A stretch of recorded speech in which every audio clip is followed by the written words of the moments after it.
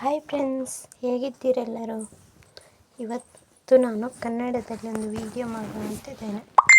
ಏನಂದರೆ ಬದನೆ ಗೊಜ್ಜು ಹೇಗೆ ಮಾಡೋದು ಅಂತ ನೋಡುವ. ಇಲ್ಲಿ ಬದನೆಯನ್ನು ಕಟ್ ಮಾಡಿ ಇಟ್ಟಿದ್ದೇನೆ. ಇಲ್ಲಿ ಬಿಸಿಗೆ ನೀರು ಇಟ್ಟಿದ್ದೇನೆ. ಬಿಸಿ ಆಯಿತು ನೀರು. ಅದಕ್ಕೆ ಬದನೆಯನ್ನು ಕಟ್ ಮಾಡಿದ ಬದನೆಯನ್ನು ಹಾಕಿ ಬೇಯಿಸುವ. ಅದು ಬೇಯ್ತಾ ಉಂಟು, ಚೆನ್ನಾಗಿ ಬೆಂದಿದೆ.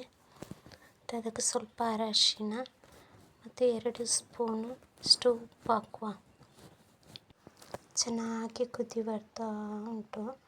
ಅದಕ್ಕೆ ಪರಿಮಳಕ್ಕೆ ಒಂದು ಬೇವು ಸೊಪ್ಪು ಹಾಕಿ ಇಡುವ.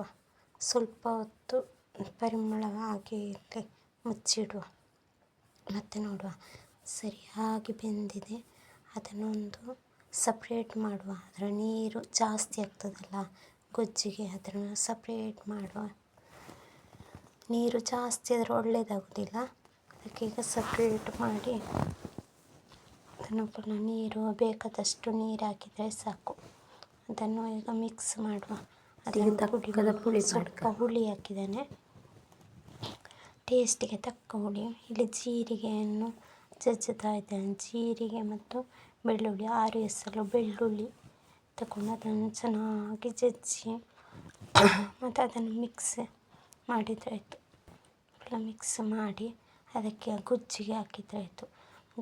ಗೊಜ್ಜನ್ನು ಫುಲ್ ಪುಡಿ ಮಾಡುವ, ಮಿಕ್ಸ್ ಮಾಡುವ. ಸೂಪರ್ ಆಗ್ತದೆ. ಇವತ್ತು ಕರೆಂಟ್ ಇರಲಿಲ್ಲ, ಹಾಗೆ ಏನು ಮಾಡೋದು ಅಂತ ಯೋಚನೆ ಮಾಡುವಾಗ ಬದನೆ ಕಂಡಿತು. ಹಾಗೆ ಗೊಜ್ಜು ಮಾಡುವ ಹೇಗೆ ಆಗ್ತದೆ ಅಂತ ಒಂದು ಸಣ್ಣಕ್ಕೆ ವಿಡಿಯೋ ನಿಮಗೆ ತೋರಿಸಿದ್ದು. ಮಾಡಿದರೆ ಹೇಗೆ ಆಗ್ತದೆ ಅಂತ. ಹೇಗೆ ಬೆಳ್ಳುಳ್ಳಿ ಜೀರಿಗೆ ಎಲ್ಲ ಮಾಡಿ ಮಿಕ್ಸ್ ಮಾಡಿದೆ. ಸೂಪರ್ ಆಗ್ತದೆ. ನೀವು ಒಮ್ಮೆ ಮಾಡಿ ನೋಡಿ. ನನಗೆ ಕಮೆಂಟ್ ಬಾಕ್ಸಲ್ಲಿ ತಿಳಿಸಿ ಹೇಗೆ ಆಗಿದೆ ಅಂತ. ವಿಡಿಯೋ ನೋಡಿ ಚೆನ್ನಾಗಿದ್ದರೆ ನನಗೆ ತಿಳಿಸಿ. ಆದಷ್ಟು ಶೇರ್ ಮಾಡಿ. ಈ ವಿಡಿಯೋ ಎಲ್ಲ ನೋಡಿದವರಿಗೆಲ್ಲ ಥ್ಯಾಂಕ್ಸ್ ಅನ್ನು ಹೇಳ್ತೇನೆ. ಇಲ್ಲಿ ಒಗ್ಗರಣೆಗೆ ಸೌಟು ಇಟ್ಟಿದ್ದೇನೆ. ಈ ಸೌಟು ಒಗ್ಗರಣೆಗೆ ಮಾತ್ರ ನಾವು ಉಪಯೋಗಿಸಿ. ಎಣ್ಣೆ ಕಾದ ನಂತರ ಸಾಸಿವೆ ಮತ್ತು ಬೇವು ಸೊಪ್ಪು ಕರಿಬೇವು ಹಾಕಿ ಒಗ್ಗರಣೆ ಹಾಕಿದರೆ ಆಯಿತು. ಇವತ್ತಿನ ವಿಡಿಯೋ ನಿಮಗೆ ಈ ಗೊಜ್ಜು ಇಷ್ಟ ಆದರೆ ಸಬ್ಸ್ಕ್ರೈಬ್ ಮಾಡಿ. ಹಾಗೆ ನನ್ನ ಚಾನಲ್ಗೆ ಸಪೋರ್ಟ್ ಮಾಡಿ. ಈ ವಿಡಿಯೋ ನೋಡಿದವರಿಗೆಲ್ಲ ಥ್ಯಾಂಕ್ ಯು. Bye bye.